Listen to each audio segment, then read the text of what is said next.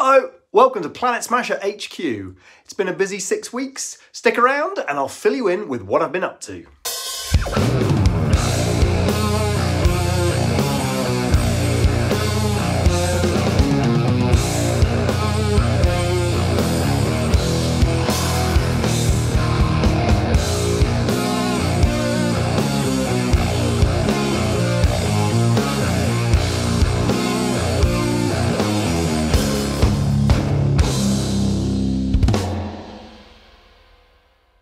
Hello and welcome to Planet Smasher HQ, also known as my shed. I've just come back from UK Games Expo this weekend, which was exhausting and exhilarating. I was delighted to return from UK Games Expo with not one, but 2 trophies. I told you already that I had won Judge's Choice for Best Miniatures Rules, which was very exciting, and I was extremely thankful to get People's Choice for Best Miniatures Rules as well. So if you voted, thank you. And if you voted for Hobgoblin, double thanks. UK Games Expo was a really intense weekend. It was fantastic to meet so many Gaslands fans. It was awesome to meet Hobgoblin backers, and the plenty of curious people who had just heard about Hobgoblin or were attracted by the fact that I was able to point at a sign and say, Best Miniatures Game of the Year. Plenty of people stopped by. They picked up copies of Gaslands, they picked up copies of Gaslands Legacy, the narrative campaign expansion that we were selling physical copies of, and they picked up copies of Hobgoblin. I also ran demos all weekend, which was honestly really, really exciting. With a new game, and particularly a game like Hobgoblin that I'm so excited by, it is a real pleasure to show people the game and explain to them why I think it's exciting and cool and fun. And in many cases they agreed, and after 20 minutes of playing the game they were sold and they wanted to have a go at home as well. UKGE is also a very valuable place to do some networking. There's just a ton of game companies and other indie creators all crammed into the same space. So in the quieter moments, of which there were almost none, I rushed around and tried to have some conversations with other creators and to meet and greet some of the people that I knew and meet some new people. Out the back of that, I've got some interesting conversations going on, which I can't talk about now, but I will share as soon as I am able to say more. And I suppose that is one of the threads from the last 6 weeks since we last spoke at one of these retrospectives. I have been in a period of chatting to quite a few different companies about potential projects, both sort of publishers with whom I might do some more books, but also some other indie makers and game and miniature companies where there might be an opportunity to do some collaboration or some exciting different kinds of projects. So nothing is certain or signed, so I will let you know as soon as I do what comes out of the last 6 weeks of conversations. But that is actually one of the things I have been spending quite a lot of time on over the last 6 weeks, is thinking about proposals and writing up proposals for people and sharing them. So there has been less gaming and less direct games design, although I have been working on a number of projects and doing a few prototypes here and there. So back to UK Games Expo. It is a 3-day event, but it actually takes 4 days because not only do I have to leave here on the Thursday morning in order to get to Birmingham in time, there's also set up on Thursday night and the sort of meet and greet press event, which was preceded by the Judge's Choice Award ceremony, which was extremely exciting because Luke Gygax, Gary Gygax's son, was there to present the awards alongside Steve Jackson, you know, the American Car Wars Steve Jackson.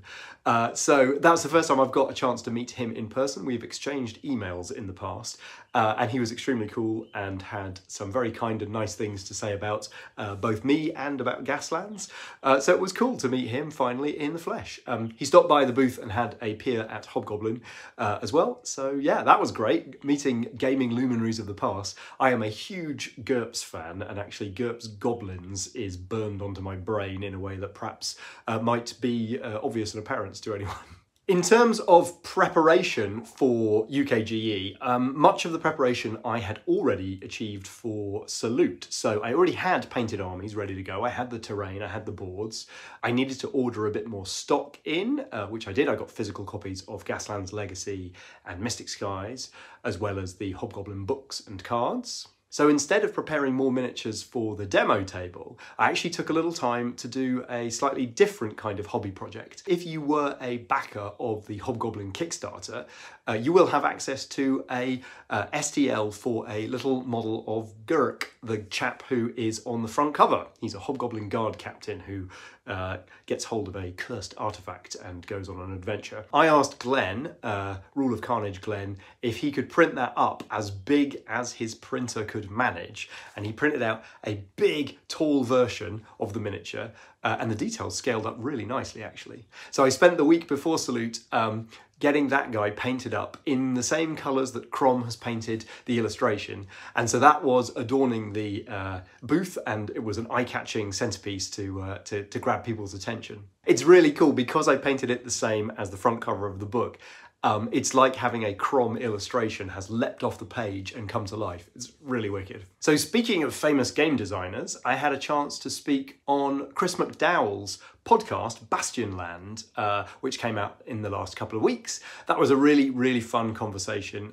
Chris is an awesome creator of role-playing games such as Into the Odd and Electric Bastionland, and the most recent Kickstarter smash Mythic Bastionland. He's also a miniatures gamer and has a somewhat similar history in the hobby to myself, having started with Hero Quest and proceeded into Games Workshop games. So we chatted about a few of my favourite and most influential games, including a conversation about Manowar, where I enthused about that and he went off to find some ships on eBay. In advance of Hobgoblin being on display at UKGE, I created some more videos showing off the armies that I had built for the demo tables. I've released 2 of those already, the Chaos Dwarfs and the Goblins, and I've got 2 more in the pipeline to show off the other 2 armies that I prepared. So stay tuned for those to appear on the channel soon. Also recently on the channel was a lecture that I gave. This was a kind of a new experience for me. Well, I say it was a new experience. It was a new experience talking to students in a university environment. So I went to Canterbury Christchurch University, which is actually the university that my wife used to teach at, and the reason that we moved down here to Canterbury. So it was fantastic to speak to the game design students. The topic was playtesting tabletop miniature games. In my previous career, I've had to speak in front of groups of people enthusiastically a fair bit, and actually it was really fun getting out in front of the PowerPoint presentations and jumping around and waving my arms about. I really enjoyed it, and it was great because I was a little bit unsure about it. I didn't know how it was going to go, and I didn't know how confident I was going to feel about the material. But I thoroughly enjoyed it, and I really am hopeful to get an opportunity to do similar stuff in the future. Also in the academic arena, I mentioned at the last one of these videos that Glenn and I were basically finished up on our textbook. The Fundamentals of Tabletop Miniature Games Design for CRC Press. Since speaking to you in that video, we finished the manuscript, we submitted it, we finished all the photos and diagrams, and it passed technical checks, and it is now currently been flowed into a document, into a manuscript ready to be printed. Still don't know exactly when the print date for that is going to be, but as soon as I know when it is going to be published, I shall let you know. It's great to have that off the docket because it gives me more space to work on new game ideas and to pitch new things to publishers. I still need to finish Pacific Command. I did some playtesting of that with Glenn over the last few weeks and found some problems with the core system that I very much wanted to fix. So I have fixed those problems, and it is now in the final stretch of just tidying up the scenarios and writing probably an example turn or maybe even a whole battle report so that I can get that thing submitted along with the diagrams drawn to Osprey. I also had an opportunity to appear on the Bedroom Battlefields podcast, which podcast I really enjoy, and he gets some great guests on. So I was happy to be on his feed. We chatted about Hobgoblin and Chess 28, and it was a really fun time. So check that one out. All right, let's have a look at the stats. How have I done on the numbers this last 6 weeks?